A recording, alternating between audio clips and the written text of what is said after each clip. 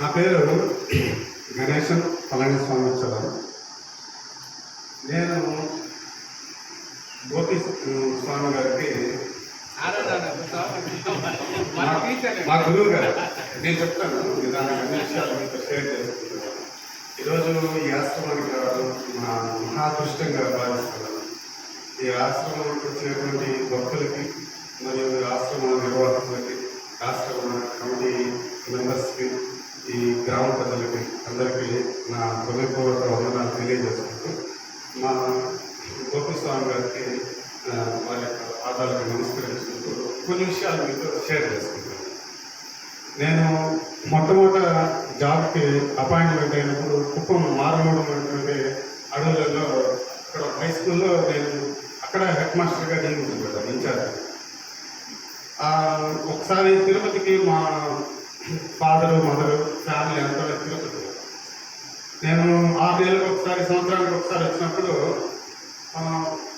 మా ఫాదరు, నీ మదరే ఒక సోషల్ టీచర్ ఉన్నారు గోపి సారు, నా పరిచయస్తులు, నీకు పరిచయం ఉందని అడిగారు. లేదు నాన్న అంటే, లేదు ఒకసారి కలువు గోపి సార్ని అన్నారు. మా నాన్నగారికి మీరు బాగా స్నేహం. సరే అనేసి సార్ వచ్చి వడమాలపేట ఇక్కడ ఈ పక్క తిరుపతికి దగ్గర పరిసర ప్రాంతాల్లో పనిచేస్తున్నారు. నేను చిత్తూరు దాటి కుప్పం దగ్గర నేను పనిచేస్తాను. మాకు ఎక్కడ మీటింగ్స్లలో ఎక్కడ కలిసే అవకాశం ఉంది. అయితే సంవత్సరానికి ఒకసారి 10th క్లాస్ పేపర్ కరెక్షన్స్కి స్పాట్ వాల్యుయేషన్కి వెళ్ళినప్పుడు కలుస్తున్నాం. అప్పుడు ఏ విధంగా అయితే బెల్లం చుట్టూ ఈగలు గుర్తుకోవడం, ఆ విధంగా మధ్యాహ్నం పూట 1 అవర్ మాకు గ్యాప్ దొరుకుతుంది. లంచ్ టైంలో గోపి సార్ చుట్టూరు అందరూ కూర్చొని గోపి సార్ ఎంత పాటలు అంటే, గోపి స్వామి గారు పాడినటువంటి పాటకి ఒక సీనియర్ లేడీ టీచర్ జల ఏడ్చేసింది అంతమంది. ఏమైనా అంటే అది ఆనంద బాష్పాలే. నాకు ఈ రిటైర్మెంట్ కాబోయే ఏజ్లో మీరు జీవిన సత్యాన్ని పాట రూపంలో చాలా సరళమైనటువంటి పాట రూపంలో తెలియజేస్తున్నారు. ఇది కానీ నాకు ఇంకొక 20-30 సంవత్సరాల ముందే నేను తెలుసుకోనంటే నేను ఇంకా ఉన్నతంగా నా జీవితాన్ని, నా కుటుంబాన్ని నేను తీర్చిదిద్దుకుంటాను అని ఆ సంఘటన నేను నా కళ్ళారు. నేను అంత పెద్ద తిరణాల మాదిరి ఉంటుంది ఆ స్పాట్ వాల్యుయేషన్. 7 సబ్జెక్టులు అంతా ఎక్కువ సంఖ్య ఉంటుంది. గోపి స్వామి చుట్టూరు టీచర్లు, సీనియర్ టీచర్లు అంతా కూర్చొని ఉంటారు. నేను వెళ్ళాను గ్రూప్ కాడ. ఎవరు? గోపి స్వామి. గోపి సార్ గోపి సార్ అయితే మా నాన్న రెఫర్ చేశారు. మా నాన్న చెప్పాడు కలవమనేసి అనేసి. అప్పుడు వెళ్ళి గోపి సార్ అర్థం చేసుకొని తర్వాత నేను గోపి సార్తో సంగీతంగా అవకాశం ఉన్నప్పుడంతా ఏంటంటే, నాకు ప్రభుత్వం ట్రైనింగ్ ఇచ్చి బీఈడి ట్రైనింగ్ ఇచ్చి నన్ను ఉపాధ్యాయుడిగా పంపించి చెప్పిన సబ్జెక్ట్ అంతా ఒకటి.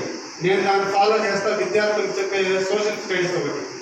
నేను 10th క్లాస్ సోషల్ స్టడీస్ పిల్లలకి నేను అత్యంత సులభతరంగా నేను చెప్తున్నానంటే దాంట్లో ప్రధాన కారకులు గోపి సార్ గారు నాకు చాలా టిప్స్ చెప్పారు, చాలా చిట్కాలు చెప్పారు. అంత సబ్జెక్ట్ని సులభతరంగా పిల్లలకి ఎట్లా చెప్పాలి, మనం ఎక్కువ స్ట్రెయిన్ తీసుకోకుండా పిల్లలకి అర్థమయ్యే విధంగా ఏ విధంగా చెప్పాలి, ముఖ్యంగా భారతదేశ పట్టాన్ని నేను ప్రత్యక్షంగా వారి యొక్క క్లాసులు నేను విన్నాను.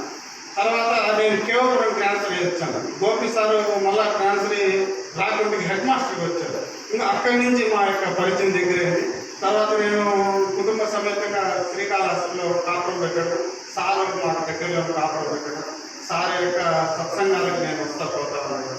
తర్వాత సారు ఏర్పేట ఆశ్రమంలో సత్సంగం జరిగేటప్పుడు అక్కడి నుంచి నాకు ఎక్కువ సార్ నేను ఫాలో అవుతూ వచ్చాను. సారు నన్ను గుర్తించారు, చాలాసార్లు పిలుస్తాను. దేనికైనా యోగం అనేది ఉంటుంది. ఆ యోగం ఉంటే మన ప్రాప్తి ఉంటుంది, ఆ ప్రాప్తి ఉంటే మన యొక్క సత్సంగాలలో మనం పార్టిసిపేట్ చేస్తాం. ఈ యొక్క పరిసర గ్రామాలలో ఎంత అదృష్టవంతులంటే ఇవన్నీ మనం ఒక దేవాలయం లాగా చూస్తున్నాం. వాస్తవంలో ఇది ఒక పెద్ద మానసిక చికిత్సాలయం. ప్రత్యేకంగా నేను అనుభవించాను.